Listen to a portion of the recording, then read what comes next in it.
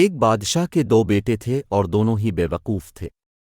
بادشاہ کا وزیر بہت سمجھدار اور نہایت ایماندار تھا، اس لیے بادشاہ کوئی بھی کام کرنے سے پہلے اپنے وزیر سے مشورہ لیتا تھا۔ دونوں شہزادے دل دہی دل میں وزیر سے حسد کرتے تھے۔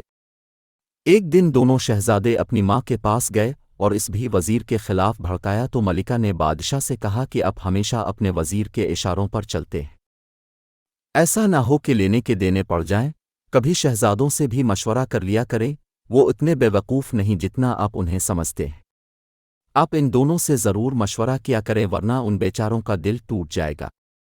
بادشاہ نے اسی وقت اپنے دونوں شہزادوں کو بلایا اور کہا کہ میں کل تم دونوں کا امتحان لوں گا۔ اس پر بڑے شہزادے نے کہا کہ ابا جان، آپ ہمیشہ ہمارا امتحان ہی لیتے رہتے ہیں، کبھی اپنے وزیر کا بھی امتحان لیجئے۔ بادشاہ نے کہا دیکھو، تم دونوں اپنی عقل، علم اور تجربے میں وزیر کی برابری نہیں کر سکتے۔ ہی ضد ہے تو کل تمہارے ساتھ وزیر کا بھی امتحان لیا جائے گا، لیکن شرط یہ ہے کہ اگر تم دونوں امتحان میں ناکام ہو گئے تو تمہیں نہ صرف وزیر سے معافی مانگنا ہوگی بلکہ اسے اپنا الفاظت بھی ماننا پڑے گا۔ دونوں شہزادے اس پر راضی ہو گئے۔ گلے دن بادشاہ دونوں شہزادوں اور وزیر کو لے کر دور جنگل میں ایک ایسی جگہ چلا گیا جہاں مٹی کا ایک بہت بڑا ڈھیر پڑا ہوا تھا۔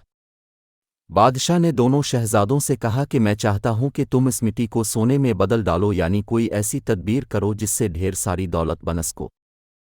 شہزادے حیران ہے کر بادشاہ کی طرف۔ بادشاہ نے الفاونچ آواز میں کہا کہ حیران ہو کر میرا منہ کیا دیکھ رہے ہو؟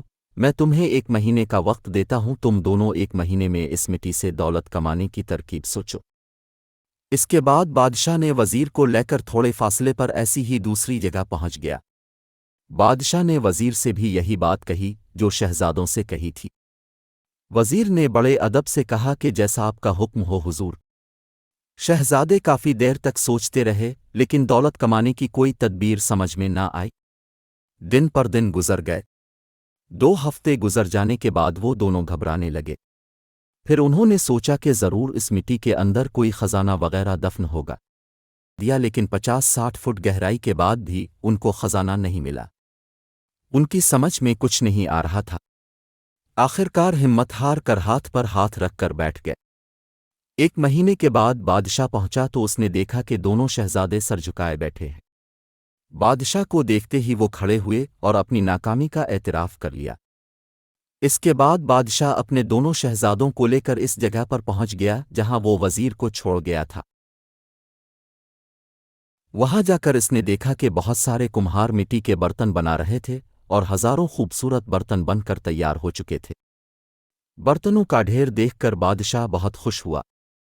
جب برتن مارکیٹ میں لے جا کر فروخت کیے گئے تو ان سے ہزاروں روپے حاصل ہوئے۔ شہزادے اپنی بے وقوفی پر بڑے شرمسار تھے۔ انہوں نے پہلے وزیر سے معافی مانگی، پھر اسے اپنا استاد مان لیا۔